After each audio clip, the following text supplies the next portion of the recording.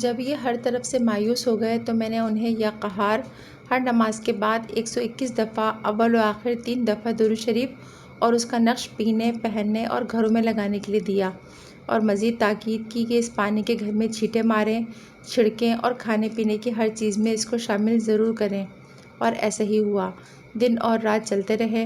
ان کے گھر سے یہ مصیبتیں اور جناتی دنیا ایسی گئی کہ کہنے لگے ہم نے خواب میں اب دیکھنا شروع کر دیا ہے کہ وہ چیزیں آ کر ہماری منتیں کرتی ہیں کہ آپ یہ پڑھنا چھوڑ دیں اور یہ عمل کرنا چھوڑ دیں اور اپنے گھروں سے نقش ہٹا دیں اور اپنے گلے سے نقش ہٹا دیں اور اس نقش کو پینا چھوڑ دیں۔ انہوں نے مجھ سے رابطہ کیا کہ جنات ایسے کہتے ہیں۔ میں نے کہا ہرگز نہ کرنا، ان کا مقصد ہے یہ ان اعمال سے خالی کر کے تمہارے اوپر کوئی بڑا حملہ کرنا چاہتے ہیں، لہٰذا اپنے عمل میں لگے رہیں اور پہلے سے زیادہ کوشش، محنت اور توجہ اور دھیان سے اس کو پڑھتے رہیں۔ انہوں نے ایسا ہی کیا اور اللہ کی رحمت سے ان کے مسائل حل ہو گئے۔ آج وہ گھرانہ اس سوسائٹی میں سب سے زیادہ پرسکون گھرانہ ہے۔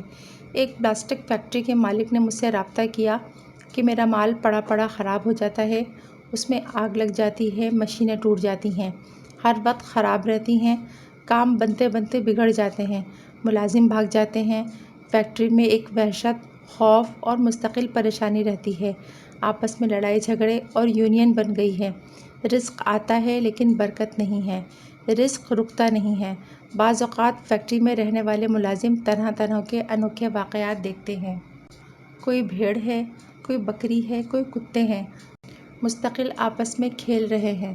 جب قریب جاتے ہیں تو وہ چیزیں غائب ہو جاتی ہیں۔ مزید کچھ لوگوں نے تو یہاں تک دیکھا ہے کہ کوئی میت ہے، اس پر بہت سے لوگ رو رہے ہیں، خواتین کھلے بالوں کے ساتھ بیان کر رہی ہیں۔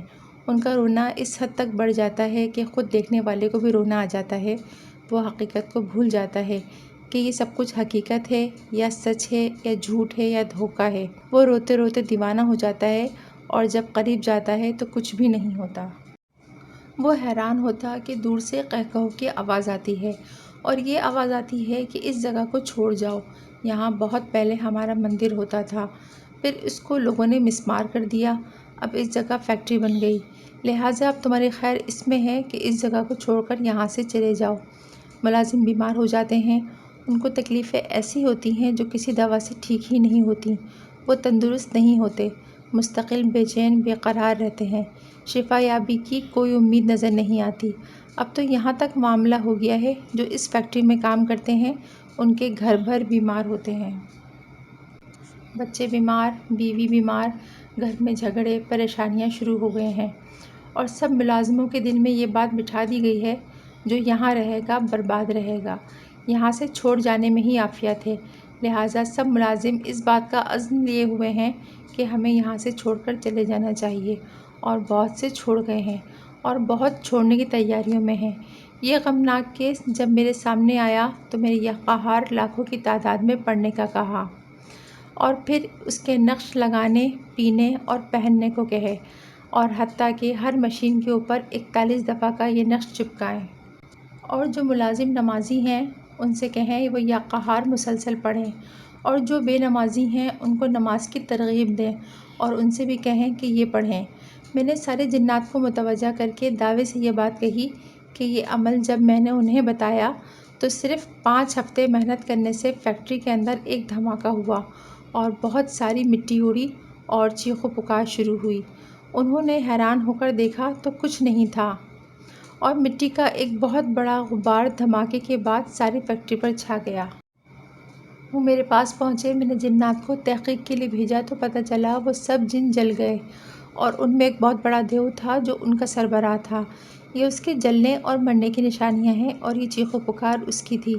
جو شخص کسی بری عادت، سگریٹ، نشہ، چرس، افیون، ہیروئن یا زنا، شراب، بدنظری، چھوٹا گناہ یا بڑا گناہ، اس عادت سے چھٹکارا چاہتا ہو تو اسے چاہیے ہر نماز کے بعد اس کی ایک تسبیح پڑھے، اور وہ نقش جو میں پہلے بتا چکا ہوں اس کو مستقل لکھ کر روزانہ ایک نقش پیے، 40 دن خود لکھے یا کوئی اسے لکھ کر دے وہ پیے۔ اگر کوئی شخص خود پینے کو تیار نہیں تو اس کا کوئی مخلص اس کی نیت کر کے پیے اور اس کی نیت کر کے پڑھے تو بھی ضرور اثر ہوتا ہے۔ بعض اوقات 40 سے زیادہ نقش پینے سے فائدہ ہوتا ہے۔ یعنی جتنی دل کی سیاہی ہوگی اتنا اس پر محنت کرنا پڑے گی، اور جتنی محنت ہوگی اتنا صلہ ملے گا۔ میں جنات میں یہ گفتگو کر ہی رہا تھا، ایک جن کی ایک زوردار چیخ نکلی۔ وہ اتنی اونچی تھی کہ آسمان تک پہنچی، اور اگر میں بھی حصار میں نہ ہوتا تو شاید زندہ نہ رہتا، اور اس کی خوفناک چیخ سے پہاڑ اور پورا ویرانہ دہل اٹھا۔ میں خاموش ہو گیا۔ وہ چیخ مار کر بے ہوش ہو گیا۔ خادم جنات اسے اٹھا کر میرے پاس لائے۔ محسوس یہ ہوتا تھا کہ اس کی آخری سانسیں ہیں۔ پھر میں نے اپنے خاص عمل کو نہایت توجہ دے کر اس کے لیے پڑھا اور محنت کی۔ تھوڑی ہی دیر میں اس نے آنکھ کھولی۔ میں نے پوچھا، کیا ہوا؟ کہنے لگے، جتنی دیر آپ یا قہار کے کمالات بتاتے رہے، اتنی دیر میں سانس روک کر اس کو مسلسل پوری طاقت اور یقین سے پڑھتا رہا۔ پڑھتے پڑھتے مجھے احساس ہوا کہ میرے جسم کے روئیں روئیں سے خون نکلنا شروع ہو گیا۔ میں نے محسوس کیا تو واقعی ایسا ہو چکا تھا، لیکن میں پھر بھی پڑھتا رہا۔ بس پھر مجھے خبر نہیں کیا ہوا، اور میں بے ہوش ہو گیا۔